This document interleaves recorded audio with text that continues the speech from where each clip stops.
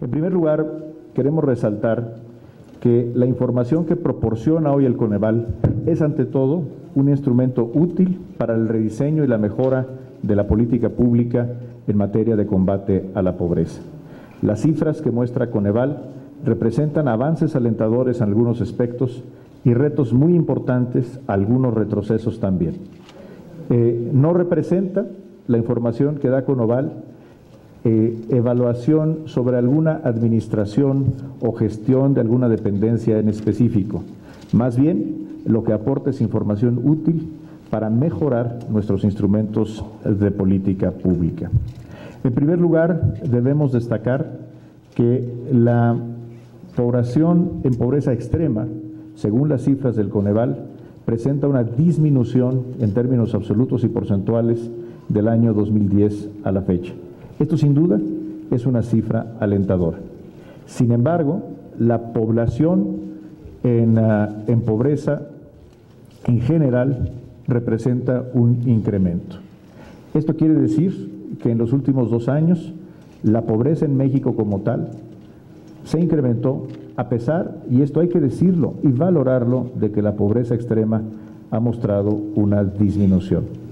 Lo más importante tal vez de las cifras que muestra Coneval es la evolución de la pobreza en los últimos 20 años, donde en distintos indicadores observamos que el porcentaje de la población de mexicanos en pobreza, que al 2012, según lo que ha dado a conocer el Coneval, representa el 45% de la población, se ha mantenido esencialmente sin cambio en los últimos 20 años.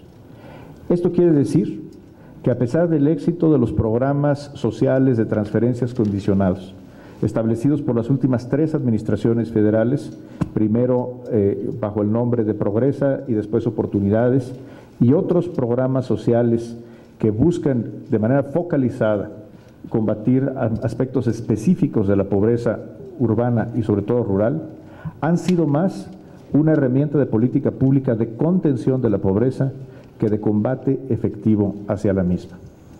El presidente de la República, Enrique Peña Nieto, está convencido que el instrumento, el camino más eficaz para combatir la pobreza es el crecimiento económico. Un crecimiento económico vigoroso y sostenido, mayor que el que hemos podido tener los mexicanos en las últimas décadas. De ahí la importancia de la agenda de política pública que ha puesto en marcha el presidente Enrique Peña Nieto desde el 1 de septiembre y que se refleja también en los compromisos establecidos en el Pacto por México.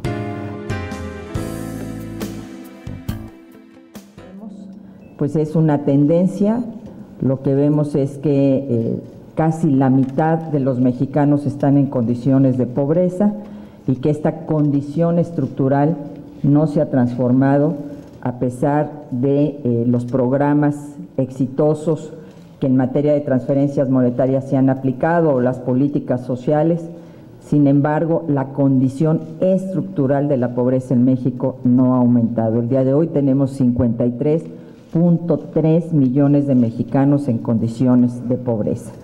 Esto nos lleva a una reflexión y es lo que queremos hacer, una reflexión como país sobre el rumbo a tomar y sobre el compromiso que tenemos con casi la mitad de la población y con la necesidad de construir este México incluyente. Primero, que tiene que haber más crecimiento económico y para que haya más crecimiento económico se tienen que fortalecer las reformas necesarias para garantizar este crecimiento. Segundo, romper el paradigma de que la pobreza, que los pobres no tienen potencial productivo y están condenados a vivir solo de subsidios.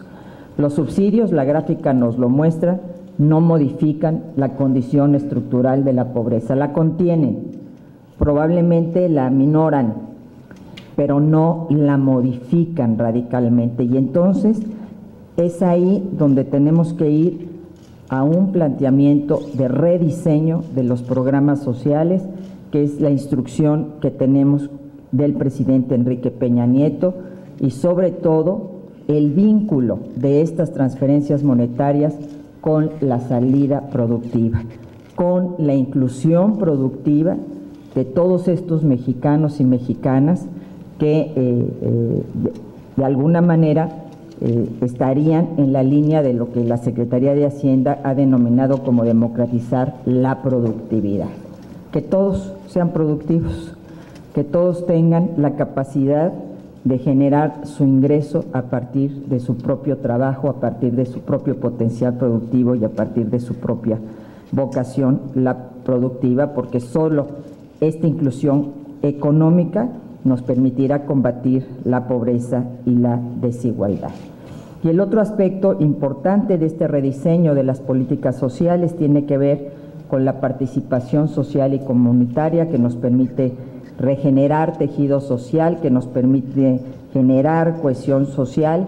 Como lo hemos dicho, no solo importa lo que estamos haciendo, sino cómo lo estamos haciendo, y es a partir de la comunidad, de la participación de la sociedad.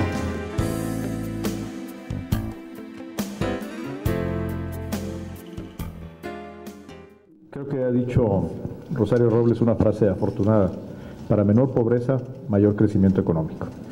El presidente de la República ha sido muy enfático que México necesita crecer de manera sostenida por lo menos al 5% o más. Y es una tasa de crecimiento muy distinta a la que hemos tenido en los últimos 10 años, que apenas alcanza un poco menos del 2%. ¿Cuándo? Lo más pronto posible. ¿Cómo? A través de las reformas que tenemos que atrevernos a hacer los mexicanos.